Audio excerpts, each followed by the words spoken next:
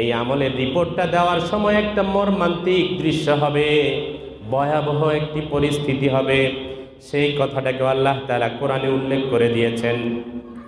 যার আমলের পাল্লা হালকা হয়ে যাবে তাকে বাম হাতে আমলনামা দেওয়া হবে।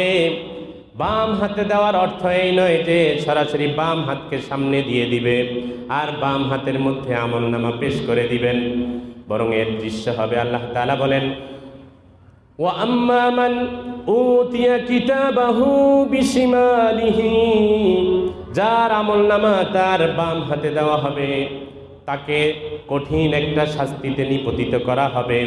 তার দৃশ্যটা হবে বাম হাতকে পিঠের পিছন দিক দিয়ে নিয়ে বুকের মাঝখান দিয়ে ছিদ্র করে তারপরে বের করবেন। বের করে তার হাতের মধ্যে তার বদ আমলের খাতাটা দিয়ে দিবেন। সে তখন আফসোস করে বলতে থাকবে, হায় আফসোস, হায় আফসোস, আমার কেন দুনিয়াতে জন্ম হলো, আমি কেন দুনিয়াতে জন্ম লাভ করলাম, দুনিয়াতে জন্মগ্রহণ করার পরে আমি ভালো কোনো আমল করতে পারি নাই, শয়তানের ধোকায় পড়ে, পাড়া প্রতিবেশীর ধোকায় পড়ে, দুষ্ট লোকদের সংসবে গিয়ে আমি খারাপ হয়ে গিয়েছি, আল্লাহকে চিনি নাই, কোরআন বুঝি নাই, রসুলের তরিকা চিনি নাই, জানি নাই, রসুলের তরিকা মানি নাই, সুতরাং আজকে আমার জন্য এই কঠিন পরিস্থিতি হয়েছে। বিশ্বের সব মানুষগুলো তার বাম হাতের এই করুণ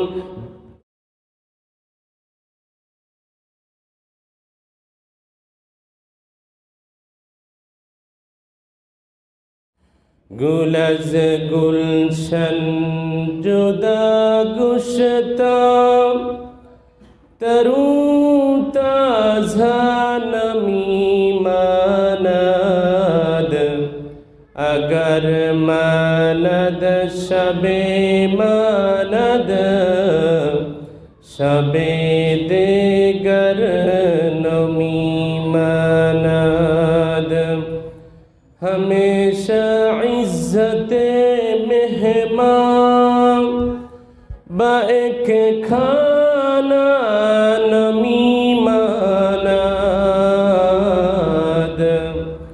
अगर मानद शबे मानद शबे देगर नमी मानद हिजाबे नौ अरूसा बर दरे शौहर नमी मानद अगर मानद शबे मानद शबे देगर नमी मानद सुब्हानक ला इल्म लना इल्ला मा अल्लमतना इन्नका अंतल अलीमुल हकीम। मोहतरम सम्मानित उपस्थिति, আল্লাহ তাআলার দরবারে অনন্ত অসীম শুকর ও সুজুদ যে রব্বুল আলামিন আমাদেরকে শারীরিক মানসিক সুস্থ রেখে, দিল দিমাগ মন মগজ ভালো রেখে আজকের একটি দিনই একটি মাহফিলে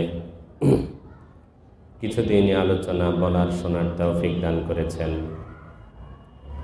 এজন্য তার কাছে শুকরিয়া আদায় করি, সবাই বলি আলহামদুলিল্লাহ। আমি আপনাদের সামনে কোরআনের যে আয়াতগুলো তেলাওয়াত করেছি, রসুলের বুখারী শরীফের একটি হাদিস আপনাদের সামনে পাঠ করেছি, এ আলোকে ইনশাআল্লাহ কিছু কথা বলার চেষ্টা করব। ওমা তৌফিকি ইল্লা বিল্লাহ।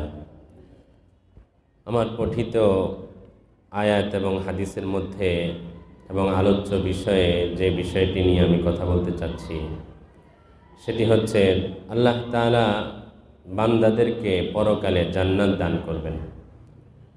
এই জান্নাতে আল্লাহ তাআলা বান্দাদেরকে কি কি নাজ ও নেয়ামত দান করবেন, পুরস্কার দান করবেন, স্বাচ্ছন্দ্যতা দিবেন, কি কি নেয়ামত দিবেন সেই সম্পর্কে একটু সংক্ষেপে আলোচনা করার চেষ্টা করব। তো এই যে আল্লাহ তাআলা আমাদেরকে জান্নাত দিবেন, জান্নাতে যাওয়ার আগে কয়েকটি স্তর থাকবে, ধাপ থাকবে। সেটা হচ্ছে আমরা এখন জীবিত আছি, কিছুদিন পরেই আমাদের ইন্তেকাল হবে, আমরা দুনিয়াতে থাকবো না। আমাদের পূর্বে যারা ছিল তারা এখন নেই। আবার আজকে আমরা এখানে আছি, একদিন হবে, 1 বছর হতে পারে, 2 বছর হতে পারে, কয়েক বছর পর হলেও আমাদেরকে মৃত্যুবরণ করতেই হবে। মৃত্যুবরণ করার পরে আমাদের প্রথম আখেরাতের যে ঘাটি পাড়ি দিতে হবে সেটি হচ্ছে কবর। কবর হবে আখেরাতের প্রথম ঘাটি। কবরের মধ্যে দীর্ঘকাল থাকতে হবে। সেখানে থাকার পরে এরপরে আল্লাহ তাআলা পৃথিবীকে যতদিন রাখবেন, পৃথিবীর যখন হায়াত শেষ হয়ে যাবে, আল্লাহ তাআলা যখন ইচ্ছা করবেন যে দুনিয়া আর রাখবেন না, তখন আল্লাহ তাআলা কিয়ামত সংগঠিত করবেন। ইসরাফিল আলাইহিস সালাতু ওয়াস সালামের মাধ্যমে সিংহে ফুৎকার দেওয়া হবেন। সে ফু দিবে, এক ফুতে পুরা পৃথিবী যেটা আছে সেই পুরা পৃথিবীটা ধূলিসাৎ হয়ে যাবে, গুড়ি গুড়ি হয়ে ধূলিকণার মতো উঠতে থাকবে, যেটাকে আল্লাহ তাআলা সূরা কারিআর মধ্যেও বলেছেন, অনেক জায়গাতেই বলেছেন, আল কারিআতু মাল কারিআ ওয়া মা আদরাকা মাল কারিআ। কিয়ামত সেটা কেমন হবে বলতেছেন, ইয়াউমা ইয়াকুনুন নাস কাল ফারাশিল মাবথুস ওয়া তাকুনুল জিবাল কাল ইহনিল মানফুস। মানুষরা পঙ্গপালের মতো ছোটাছুটি শুরু করে দিবে।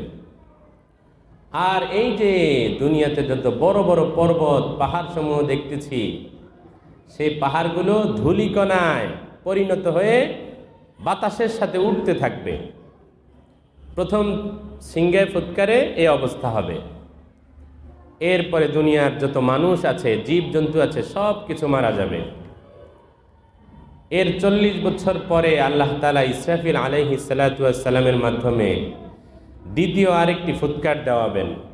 সেই ফুতে আবার মাটির নিচে যে মৃতরা আছে তাদেরকে সেই ফুৎকারের আওয়াজে জীবিত করে তুলবেন। জীবিত করার পরে তাদেরকে আহ্বান করা হবে। সব মানুষ কবর থেকে ওঠার পরে বেহুশ, ঘুম যেরকম আমাদের যদি পূর্ণ না হয়, অল্প কিছুক্ষণ পরেই যদি ঘুম ভেঙে যায়, মাথা যেরকম একটু দিক বেদিক হয়ে যায়, দিশেহারা হয়ে যায়, এটা তো সামান্য। হঠাৎ করে যদি ঘুমের মধ্যে দুর্ঘটনা ঘটে তখন কি করবে দিশ পায় না। তো কবরের মধ্যে কবরবাসীরা থাকার পরে ইসরাফিল আলাইহিস সালামের দ্বিতীয় ফুৎকারে হঠাৎ তাদেরকে কবর থেকে উঠানো হবে। ফেরেশতারা সবার কাছে গিয়ে বলবে, চলো চলো চলো, তাড়াতাড়ি চলো, ওই দিকে চলো, ওই দিকে চলো। হাসরের মাঠ সেখানে কায়েম হয়ে গিয়েছে, চলো সেখানে। এভাবে করে করে হাঁকিয়ে নিয়ে যাওয়া হবে। হাঁকিয়ে নিবেন ফেরেশতাদের দিয়ে। আমরা যেরকম চাষাবাদের সময় গরুকে চল চল বলে আমরা হাঁকাই, এরকম ফেরেশতারা বলবে, চলো ওই দিকে চলো। সেখানে হাসরের মাঠ কায়েম হয়ে গিয়েছে। হাসরের মাঠ এর দৃশ্য দেখে, ভয়াবহতা দেখে, বিভীষিকা দেখে সব মানুষ হতাশ হয়ে যাবে, দিশেহারা হয়ে যাবে, পাগল হয়ে যাবে। আল্লাহ তাআলা এটাকে কোরআনের মধ্যে সূরা হজের মধ্যে বলেছেন, ওয়াতারান নাসা সুকারা ওমা হুম বিসুকারা ওয়ালাকিন্না আযাবাল্লাহি শাদীদ। মানুষদেরকে রসুল তুমি দেখলে মনে করবে যে তারা মাতাল হয়ে গিয়েছে, তারা দিশেহারা হয়ে গিয়েছে, তারা কোনো নেশা খেয়ে মাতাল হয়নি। আল্লাহর আযাবের ভয়াবহতা দেখে তারা পাগল হয়ে গিয়েছে, উন্মাদ হয়ে যাবে। সেই মুহূর্তটা অনেক কঠিন হবে। হাসরের মাঠ কায়েম হবে। সেখানে এই যে দুনিয়াতে আমরা যে সূর্য দেখি, এটার চেয়ে কয়েক গুণ বেশি পাওয়ার দিয়ে সূর্যকে আধা হাত উপরে দিয়ে দিবে, তামায় পরিণত করবে পৃথিবীকে। সেখানে আল্লাহ তাআলা সব মানুষদেরকে জমা করবেন।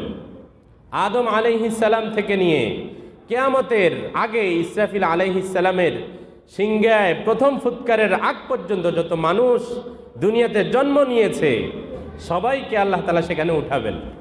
ওয়া ইলাইহিন নুশুর, আল্লাহ তাআলার দিকে সবাইকে জমা করা হবে। সেখানে আল্লাহ তাআলার সামনে উপস্থিত হওয়ার পরে কিয়ামতের বিভীষিকা কি হবে হাদিসের মধ্যে এসেছে, সেদিকে গেলে আলোচনা অনেক লম্বা হয়ে যাবে। তো সেখানে অনেক পরিস্থিতি ভয়াবহ হবে, যেটা কোরআনের মধ্যে আমরা পেয়েছি।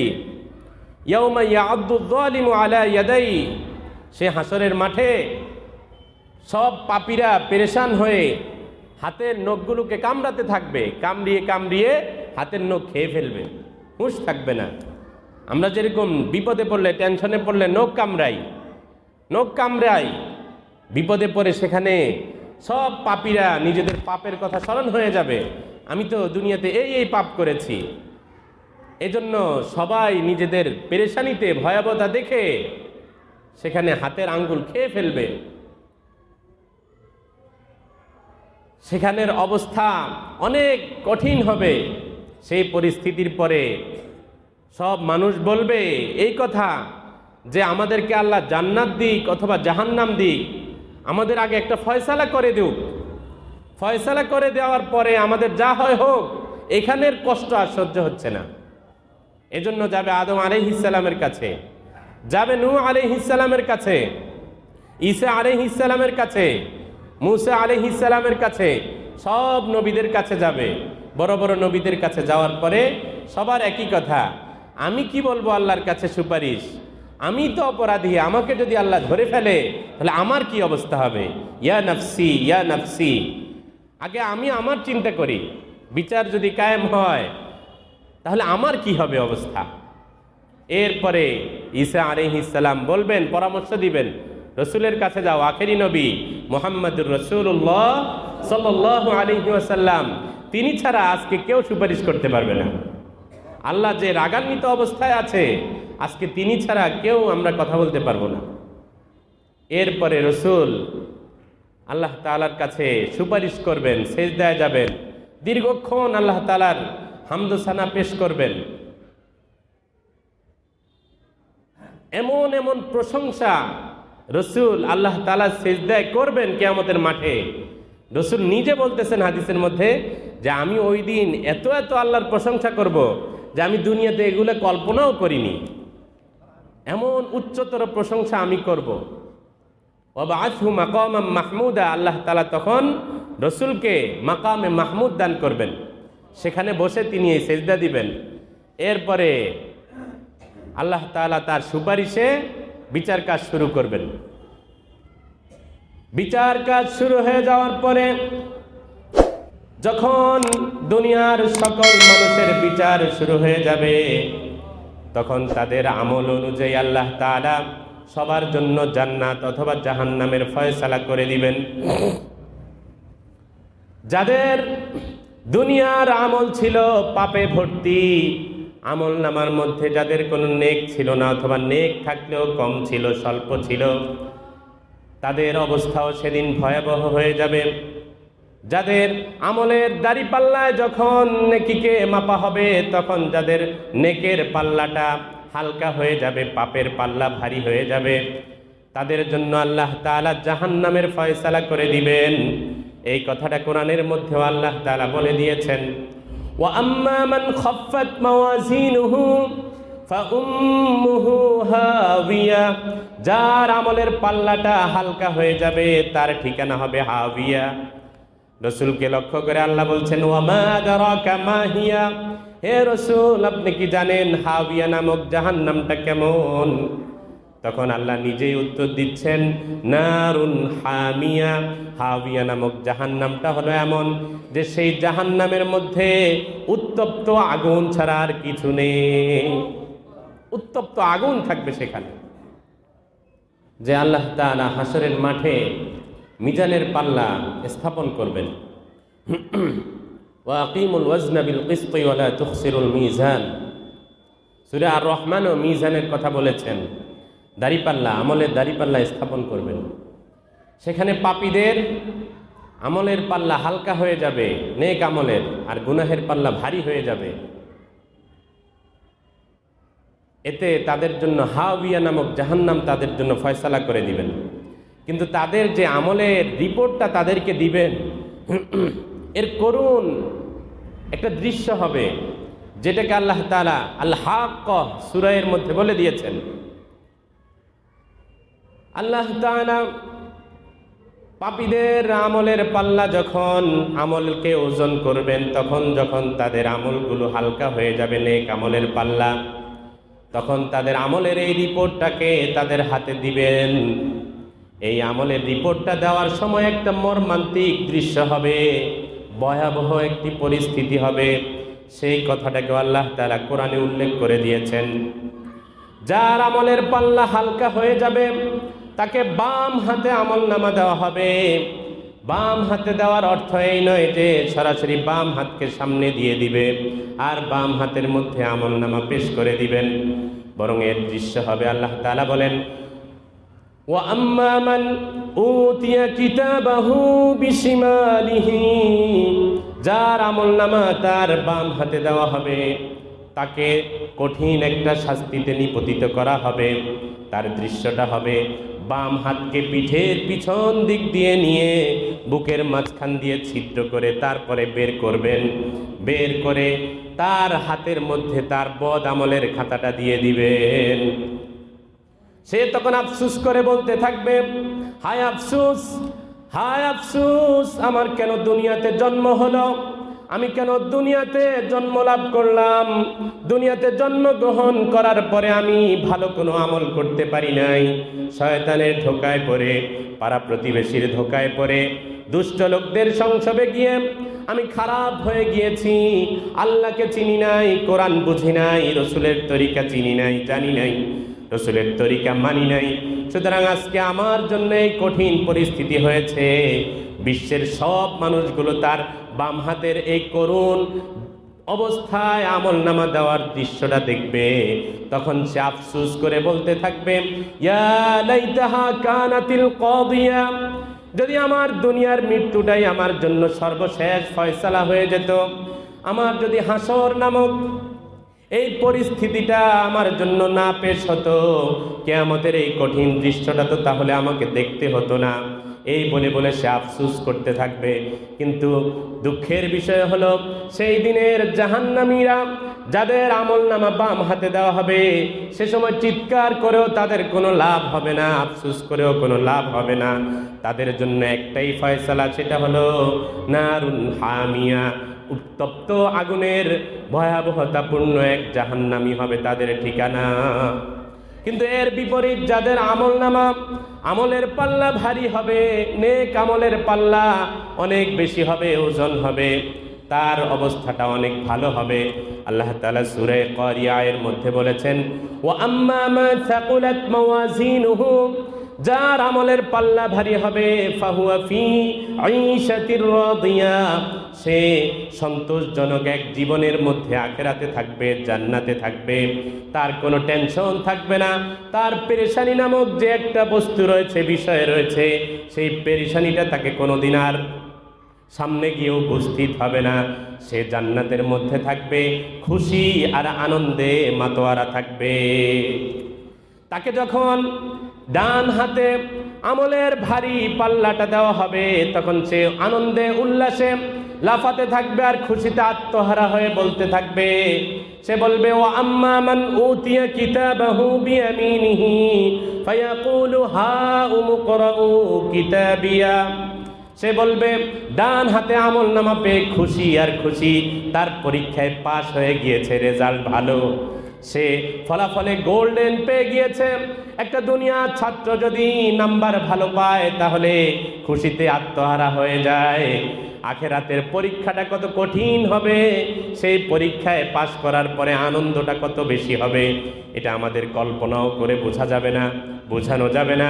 কিন্তু আল্লাহ তাআলা তারপরেও বলছেন, যার আমলনামা তার ডান হাতে দেওয়া হবে, সে খুশিতে আত্মহারা হয়ে যাবে, হয়ে খুশিতে বাগ বাগ হয়ে নিজের পরিচিত যত আত্মীয় স্বজন আছে সবার কাছে গিয়ে গিয়ে বলবে, দেখো তো আমার আমলনামাটা কত সুন্দর, আমার আমলনামায় আল্লাহ তাআলা নেকের পাল্লাকে ভারী করে দিয়েছেন, ডান হাতে দিয়ে দিয়েছেন। এই আমলনামাটা পাওয়ার পিছনে আমার একটু মেহনত হয়েছে, কষ্ট করতে হয়েছে। ইন্নী যানানতু আন্নী মুলাকিন হিসাবিয়া, আমি দুনিয়াতে যতদিন বেঁচে ছিলাম ততদিন আমি এই বিশ্বাস রেখেছিলাম যে আমাকে একদিন মৃত্যুবরণ করতে হবে, আমাকে মৃত্যুর পরে আখেরাতে আল্লাহ তাআলা কিয়ামত কায়েম করবেন, সেখানে আমার আমলের পাল্লাকে ওজন দেওয়া হবে। এই কথাটাকে আমি সব সময় মাথায় রেখে চলেছিলাম। আমি এই জন্য আখেরাতের জন্য সব সময় তৈরি ছিলাম, প্রস্তুত ছিলাম। আজকে আল্লাহ তাআলা এর ফলাফল হিসেবে আমার আমলনামাটাকে ডান হাতে দিয়ে দিয়েছে। এরপরে ডান হাতে যাদের আমলনামা দেওয়া হবে তাদেরকে ফেরেশতারা লক্ষ্য করে করে বলবে, হে সৌভাগ্যবান, হে সফলকাম, এখন যেহেতু তোমার আমলনামা ডান হাতে পেয়ে গিয়েছো, আজ থেকে তোমার আর কোনো টেনশন নেই, তোমার ভয় নেই, তোমার চিন্তা নেই। আল্লাহ তাআলা নিজেও এই কথা বলবেন, যেহেতু তোমার আমলনামা তুমি ডান হাতে পেয়ে গিয়েছো, আজকে থেকে তোমার আর কোনো পেরেশানি নেই, সব পেরেশানি দূর করার দায়িত্ব আমি আল্লাহ নিয়ে নিলাম। আল্লাহ তাআলা বান্দাকে লক্ষ্য করে বলবেন, ডান হাতে আমলনামা প্রাপ্ত বান্দাকে বলবেন, ইয়া ইবাদি লা খাউফুন আলাইকুমুল ইয়াওম ওয়ালা আনতুম তাহজানুন। হে আমার বান্দা, লা খাউফুন আলাইকুমুল ইয়াওম, আজ তোমাদের কোনো ভয় নেই, ওয়ালা আনতুম তাহজানুন, তোমরা আজকে আর কোনো পেরেশানিতে পড়বে না। তোমাদেরকে আমি আজকে জান্নাত নামক নিয়ামতের কথা, যেটা কোরআনের মধ্যে বলেছিলাম, আমি ওয়াদা করেছিলাম তোমাদের জন্য, সেই জান্নাতটা আমি তোমাদেরকে দিয়ে দিব। সেই জান্নাতের মধ্যে তোমরা আনন্দের মধ্যে থাকবে, সচ্ছল জীবন যাপন করবে, খুশিতে তোমরা আত্মহারা হয়ে থাকবে। আল্লাহ তাআলা বলেন, জান্নাতের মধ্যে কি দিবেন জান্নাতীদেরকে? আল্লাহ বলবেন, ফিহা মা তাশতাহিহিল আনফুস ওয়া তালুজ্জুল আয়ুন ওয়া আনতুম ফিহা খালিদুন। আল্লাহ তাআলা বলবেন, হে জান্নাতি, তুমি জান্নাতে যাও, তোমার জন্য আমি জান্নাত রেডি রেখেছি। জান্নাতে গিয়ে তোমার যেটা মন চাবে, মা তাশতাহিহিল আনফুস, তোমার মনের যত চাওয়া পাওয়া আছে সব তুমি চাও, আমি আল্লাহ তোমার চাওয়ার সাথে সাথে সেগুলোকে আমি পূরণ করে দিব। ওয়া তালুজ্জুল আয়ুন, হে জান্নাতি, জান্নাতে বসে তোমার যে দৃশ্যটা ভালো লাগবে, যে কাজটা করতে মন চাইবে, তোমার যে খাবারটা খেতে মন চাইবে, তোমাকে সেই খাবারটার জন্য শুধু মনের কল্পনা করলেই আমি আল্লাহ সেটার ব্যবস্থা করে দিব। হুম ফিহা খালিদুন, জান্নাতীরা সেখানে আল্লাহ বলছেন চিরকাল থাকবে, আর কোনোদিন বের হবে না, জান্নাত থেকে আর কোনোদিন বের হতে হবে না। আরেক আয়াতের মধ্যে এরকম একটি কথাই আল্লাহ তাআলা জান্নাতীদের জন্য বলেছেন, ওয়ালাকুম ফিহা মা তাশতাহি আনফুসুকুম ওয়ালাকুম ফিহা মা তাদউন। সূরা হামিম সিজদাতে আল্লাহ বলেন, হে জান্নাতি, জান্নাতে তোমার যা মন চাইবে সেটাই আমি তোমাকে দিব।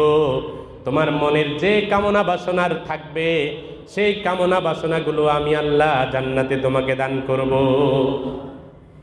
সেখানে জান্নাতীকে বলা হবে, হযরত আবু হুরায়রা রাদিয়াল্লাহু তাআলা আনহু থেকে হাদিস বর্ণিত হয়েছে, মুসলিম শরীফের হাদিস, জান্নাতীকে লক্ষ্য করে বলা হবে, হে জান্নাতি, তোমার কি কি চাওয়া আছে, তোমার কি কি আশা আছে, আমি রব্বুল আলামিনের কাছে বলো।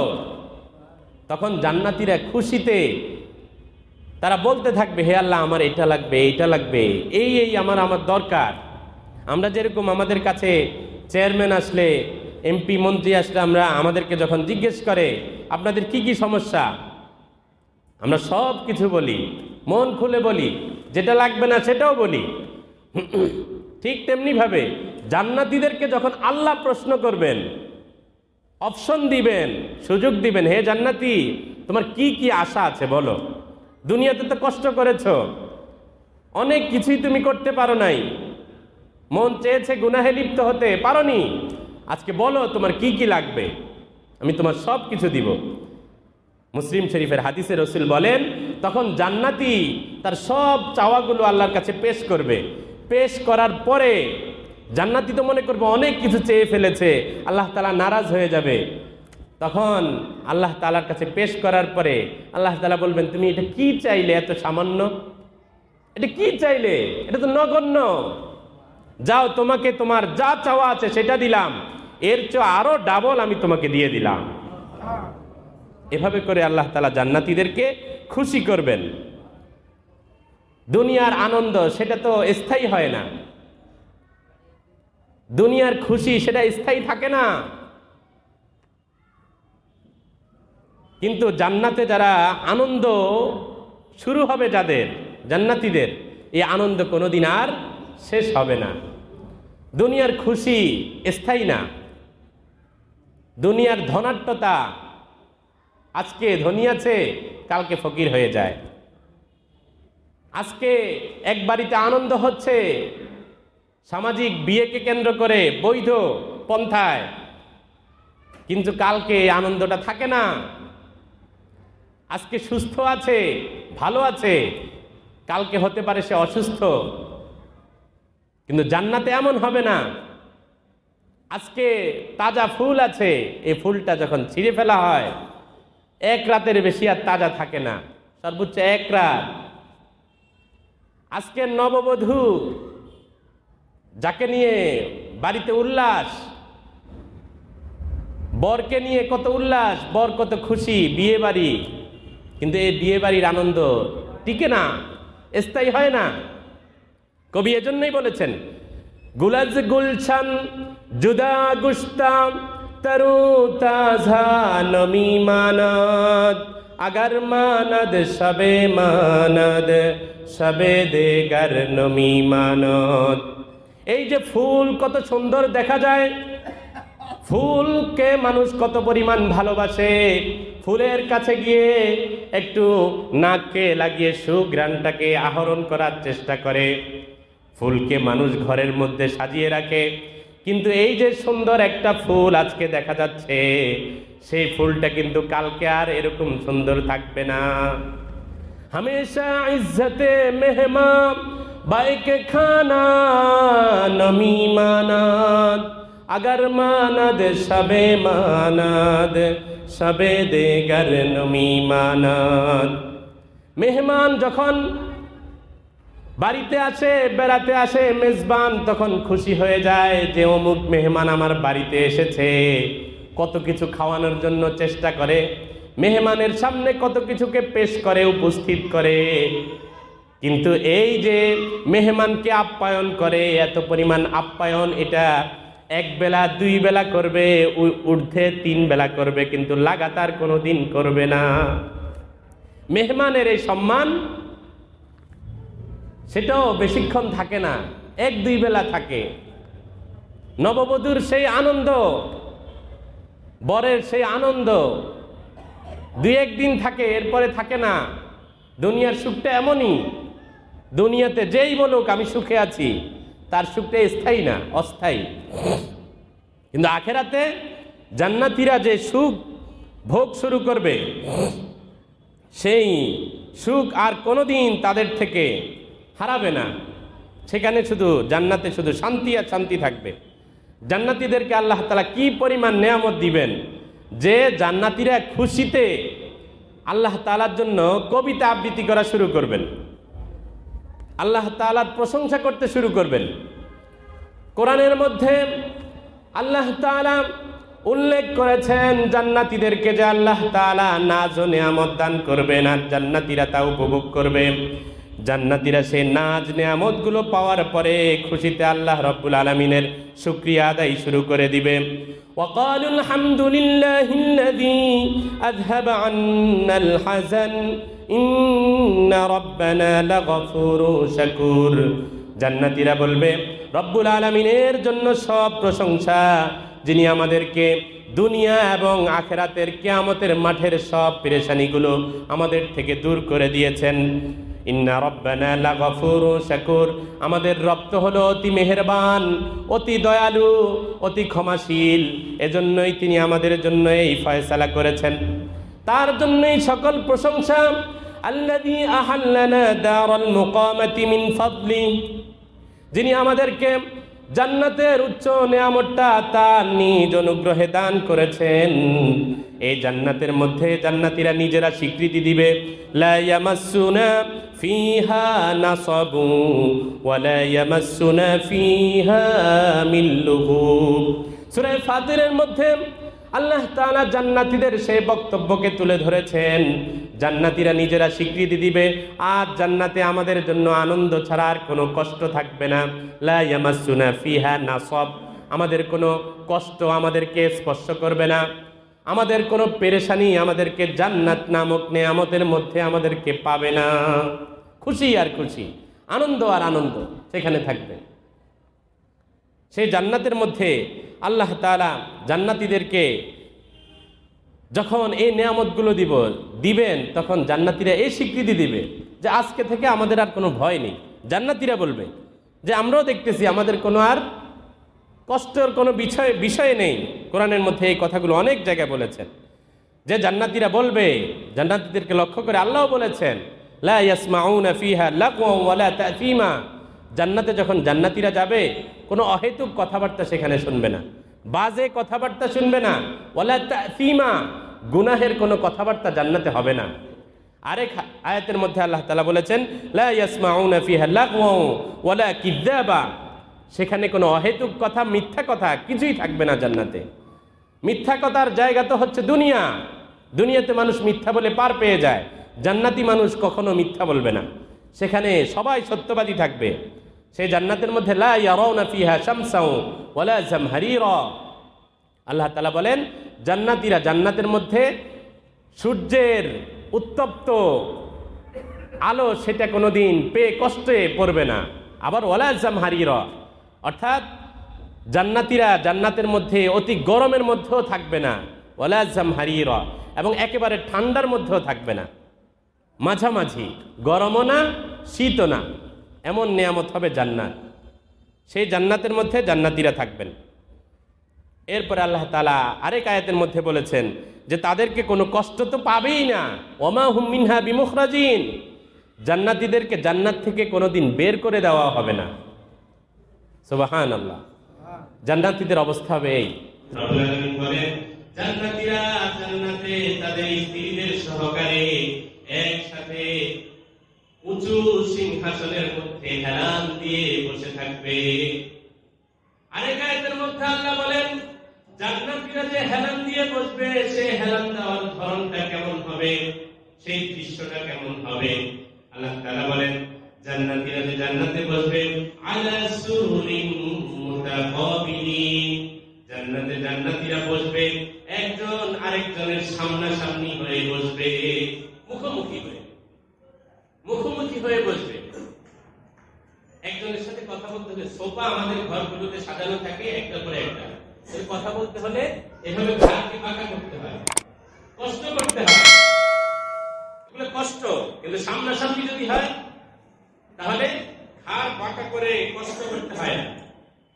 আল্লাহ তাআলা এটাই বলতেছেন, সামনাসামনি, স্ত্রী থাকবে সামনের খাটে, সামনের সোফায় সিংহাসনে, স্বামী থাকবে, জান্নাতি পুরুষ থাকবে আরেক সোফায়, মুখোমুখি হয়ে কথা বলবে, মুখোমুখি থাকবে। এরপরে আল্লাহ তাআলা জান্নাতীদেরকে সেই জান্নাতের মধ্যে খাটের মধ্যে অনেকগুলো দামি দামি বস্তু দান করবেন।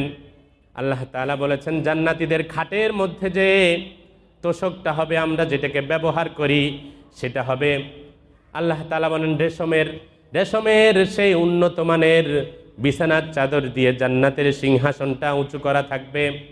আল্লাহ তাআলা কোরআনের মধ্যে বলেছেন ওয়া নামারিকু মাসফুফা, সেই জান্নাতের মধ্যে সারি সারি অনেকগুলো বালিশ থাকবে, যে বালিশগুলোতে হেলান দিয়ে জান্নাতীরা বসে বসে নিজেরা কথোপকথন করতে থাকবে। এই যে আমাদের সোফাগুলোতে যে ছোট ছোট বালিশ কোথা থেকে এসেছে? এগুলো ইহুদি খ্রিস্টানদের চক্রান্ত। তারা দুনিয়াটাকে জান্নাত বানিয়ে আমাদের কাছে পেশ করতে চাচ্ছে। আল্লাহ তাআলা যে বলেছে জান্নাতে এরকম ফার্নিচার দেবে, যেটার মধ্যে সোফার মধ্যে বসে বসে জান্নাতীরা কথা বলবে, দামি দামি খাট হবে, বড় বড় জাজিম হবে, এরকম সবগুলো দুনিয়াতে বানিয়ে দিয়েছে। ওয়া যারাবিয়্যু মাবসুসা, জান্নাতের মধ্যে বিছানো দামি দামি কার্পেট বিছানো থাকবে।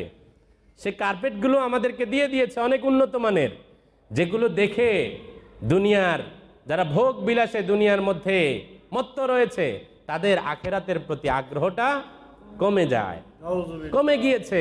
জান্নাতের আগ্রহ থাকে না, দুনিয়াটাকে ভোগ বিলাসের একটা জায়গা বানিয়ে দিয়েছে।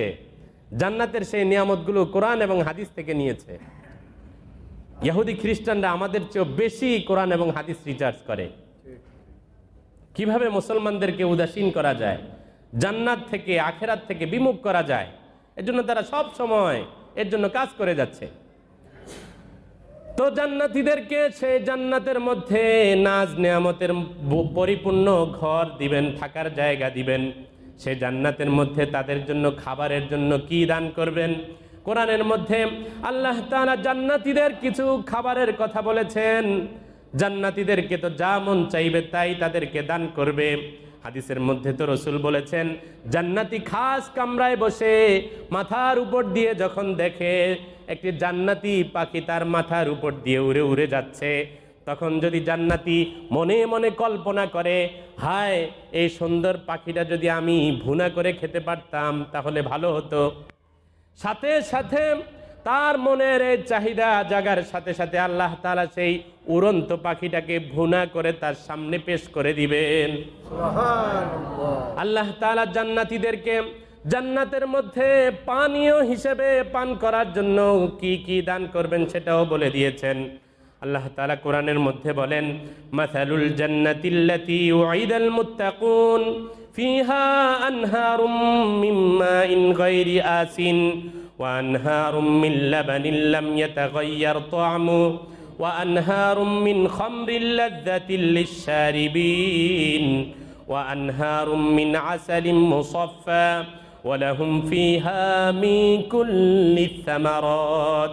আল্লাহ রব্বুল আলামিন বলেন, জান্নাতীদেরকে যে পানি দেওয়া হবে পান করার জন্য, সেই পানিটার গুণাগুণ কেমন হবে? আনহারুম মিন মাইন, পানির নহর হবে, পানির ঝর্ণা থাকবে, যেই পানির কালারটা কোনোদিন বিবর্তন হবে না, পরিবর্তন হবে না, যেই পানির মধ্যে কোনোদিন দুর্গন্ধ আসবে না, যেই পানিটা বেশি দিন থাকার কারণে শীতলে পড়ে যাবে না। জান্নাতের সেই পানিটা বেশি দিন থাকার কারণে দুর্গন্ধময় হয়ে যাবে না, বরং জান্নাতের পানিটা পিওর থাকবে সদা সর্বদা।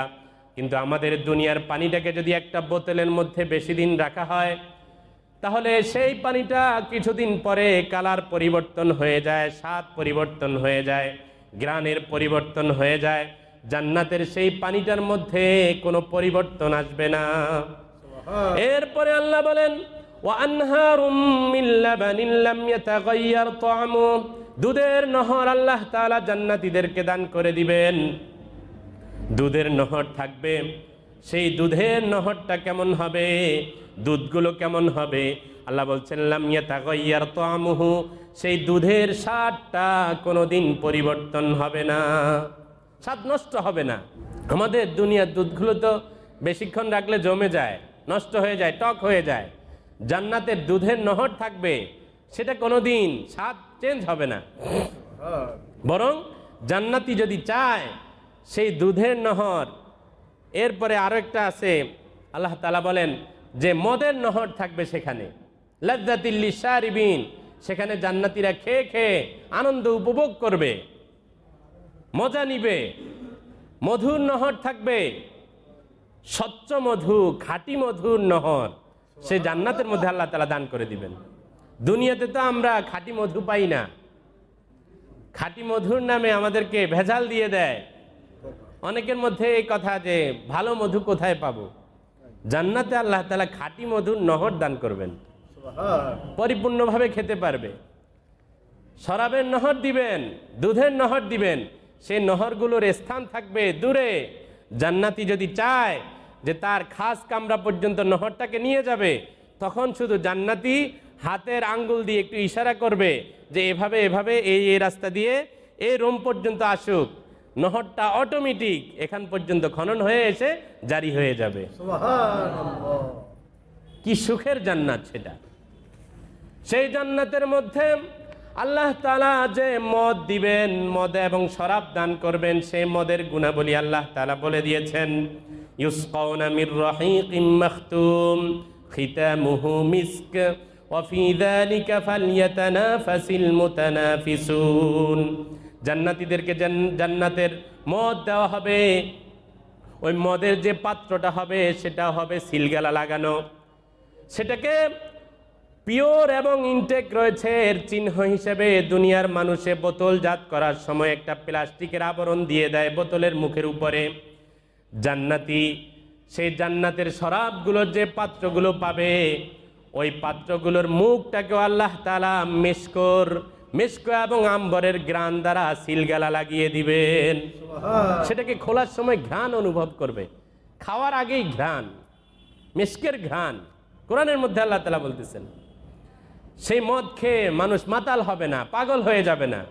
দুনিয়ার মদ খেয়ে স্ত্রীকে গিয়ে মা বলে ফেলে, মেয়েকে স্ত্রী বলে ফেলে, অত্যাচার করে, গালিগালাজ করে, তালাক দিয়ে দেয়। রাস্তার মধ্যে এসে বলে যে রাস্তাটা বাঁকা কেন হলো, সোজা করা দরকার। রাস্তার খুঁটি সোজা করতে চায়। কিন্তু জান্নাতের মধ্যে কি এত মাতাল হবে? আল্লাহ তাআলা বলেন লা ফিহা গাউলুন ওয়া লা হুম আনহা ইউনজাফুন। জান্নাতের মদ খাওয়ার দ্বারা কোনো মানুষের বিবেক বিকৃত হবে না, মস্তিষ্ক পরিবর্তন হবে না। সেখানে জান্নাতের শরাব খাওয়ার দ্বারা তাদের মুখ থেকে অহেতুক কোনো কথা আসবে না।